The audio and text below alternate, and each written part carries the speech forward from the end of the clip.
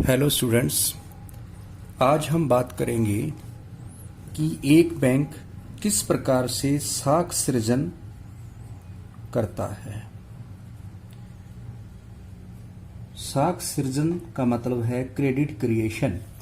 Credit का मतलब है उधार, कि बैंक किस प्रकार से उधार की प्रक्रिया को सफल बनाता है। यदि किसी बैंक के पास छोटी सी एक जमा राशि उपलब्ध होती है या कोई व्यक्ति बैंक में जमा करता है, जिसे हम प्राइमरी डिपॉजिट या प्राथमिक जमा कहते हैं, तो उससे बैंक कई गुना उधार दे देता है। तो यह प्रक्रिया किस प्रकार संभव होती है, तो सबसे पहले देखिए इसकी कुछ मान्यताएं हैं, ध्यान देना। पहली मान्यता है, हम यहां लेते हैं एक बैंक व अनेक ग्राहक। मान लेते हैं उस क्षेत्र में एक बैंक है और उसके ही बहुत सारे ग्राहक हैं। दूसरी मान्यता है चेक द्वारा भुगतान। जितनी भी बैंक द्वारा पेमेंट की जाती है वो चेक के द्वारा की जाती है, कैश पेमेंट नहीं की जाती। अब देखिए, यदि ऐसी स्थिति में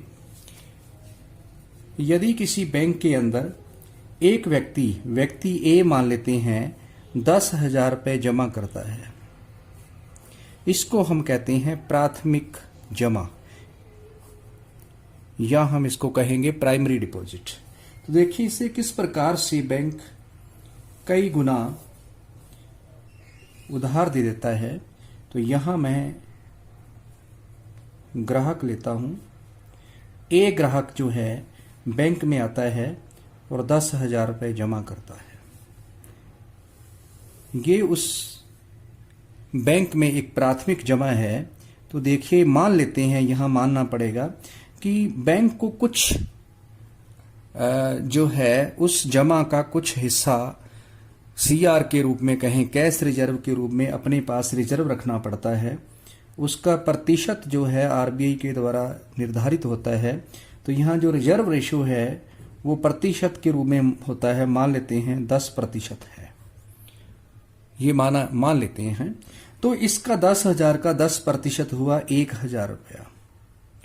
1,000 रुपया बैंक अपने पास रिजर्व भी रखेगा और जो बची राशि है वो किसी दूसरे व्यक्ति को लोन देगा, जो बन जाएगी साख जमा।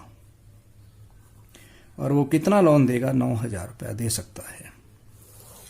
अब 9,000 रुपया उसको कैश रूप में नहीं देगा, वो इसको उस व्यक्ति के खाते में जमा कर देता है और एक नई जमा बन जाती है। जो नई जमा हो गई, 9,000 रुपया उसने बी व्यक्ति के अकाउंट खोलकर उसके अकाउंट में जमा कर दिया।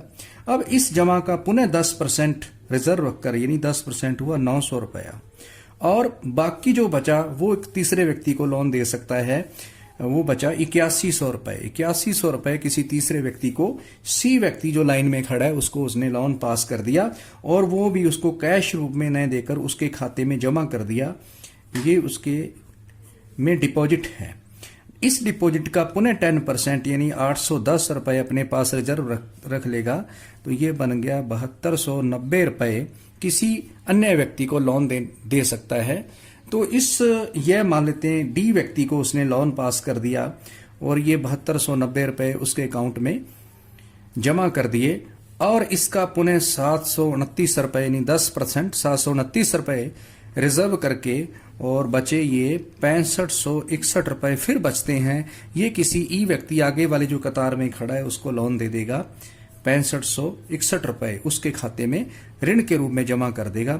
इस तरह से ये प्रक्रिया कंटिन्यू चलती रहेगी जब तक पूरा रिजर्व नहीं हो जाता, और पूरी प्रक्रिया संभव नहीं हो जाएगी।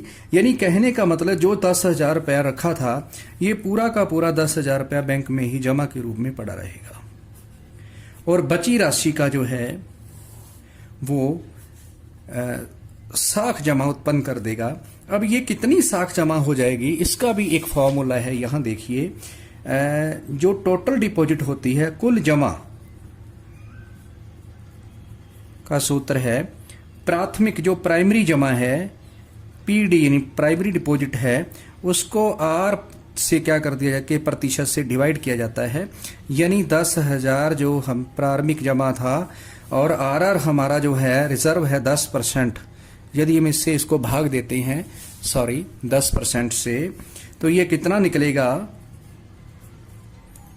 10,000 को 10% यानी 10 इंटू 100 ऊपर चला जाएगा, 0 से 0, तो कितना आ गया, 1 लाख रुपया। 1 लाख रुपए की टोटल डिपॉजिट टीडी हो जाएगी, टोटल डिपॉजिट। अब साख जमा, ये कुल जमाएं हैं, इसका मान आ जाएगा 1 लाख रुपया। कुल जमा टीडी जो है टोटल, ये टीडी है नहीं, टोटल जिसमें प्राइमरी जमा भी शामिल है, ये होगा 1 लाख रुपया।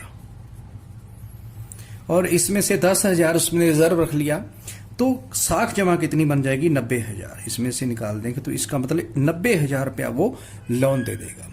तो ये जितना जो है हम ये कहें रिजर्व बढ़ता जाएगा, रिजर्व रेशो जो है उतना ही लोन कम होता जाएगा। जितना रिजर्व रेशो कम करेंगे उतना लोन देने की क्षमता बढ़ती जाएगी। बैंक को अपने पास कम रिजर्व रखना पड़ेगा। यदि ये 5% हो गया तो बैंक को यह 5,000 ही रिजर्व रखना पड़ेगा टोटल, बाकी सारा का सारा वो लोन दे पाएगा। ठीक है, तो इस प्रकार से बैंक जो है एक प्राइमरी जमा से कई गुना लोन पास कर देता है।